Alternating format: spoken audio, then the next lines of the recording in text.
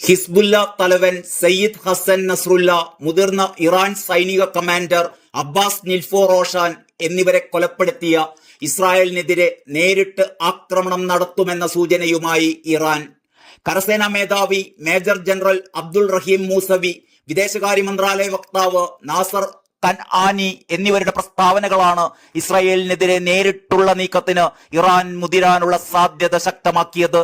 ഇസ്രായേലിനെതിരായ ആക്രമണത്തിനായി കാത്തിരുന്നോളൂ എന്നാണ് അബ്ദുൾ റഹീം മൂസവി പത്രസമ്മേളനത്തിൽ പ്രഖ്യാപിച്ചത്. ലബനനുമായി ചേർന്ന് സ്ഥിതിഗതികൾ വിലയിരുത്തുകയാണ് എന്നും ഉചിതവും നിർണായകവുമായ നീക്കങ്ങൾ നടത്തുമെന്നും നാസർ കൻആനി വ്യക്തമാക്കി.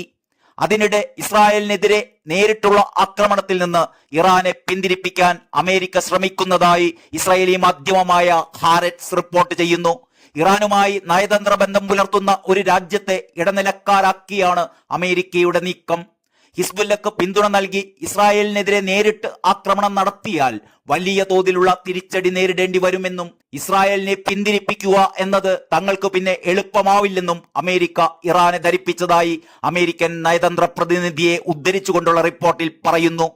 സയ്യിദ് ഹസൻ നസ്രുള്ളയുൾപ്പെടെ ഹിസ്ബുല്ലയുടെ നേതൃനിരയിലെ പ്രമുഖരെ കൊലപ്പെടുത്തിയ ഇസ്രായേലിനെതിരെ ശക്തമായ മറുപടി ഉണ്ടാകുമെന്ന സൂചന തന്നെയാണ് ടെഹ്റാനിൽ നടത്തിയ വാർത്താ സമ്മേളനത്തിൽ മേജർ ജനറൽ മൂസവി നൽകിയിരിക്കുന്നത്.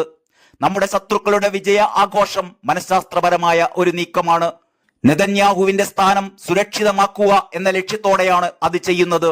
പക്ഷേ സയനിസ്റ്റ് രാഷ്ട്രവും അതിന്റെ നേതാക്കളും നിലം പതിക്കുക തന്നെ ചെയ്യും, മൂസവി പറഞ്ഞു. ഹസൻ നസ്രുല്ല രക്തസാക്ഷിത്വം വരിച്ചെങ്കിലും അദ്ദേഹം പഠിപ്പിച്ച പാഠങ്ങൾ നിലനിൽക്കുന്നുണ്ട് എന്നും നസ്രുല്ലയുടെ കൊലപാതകത്തോടുള്ള ഇറാന്റെ പ്രതികരണം ഉചിതമായ സന്ദർഭത്തിൽ ഉണ്ടാകുമെന്നും നാസർ കനാനി പറഞ്ഞു. രാഷ്ട്രീയവും നിയമപരവുമായ നീക്കങ്ങൾ ഇറാൻ തുടരും. അതിനൊപ്പം ഉചിതവും നിർണായകവുമായ നീക്കങ്ങൾ നടത്തുകയും ചെയ്യും. യുദ്ധക്കുറ്റങ്ങളും കൊലപാതകങ്ങളും കൊണ്ട് ഇസ്രായേൽ മേഖലയിലെ സമാധാനം തകർക്കുകയാണ്. ഇറാന്റെയും സുഹൃദ് രാഷ്ട്രങ്ങളുടെയും സുരക്ഷയിൽ ഒരു വിട്ടുവീഴ്ചക്കും തയ്യാറല്ല എന്നും കന്നാണി കൂട്ടിച്ചേർക്കുന്നു.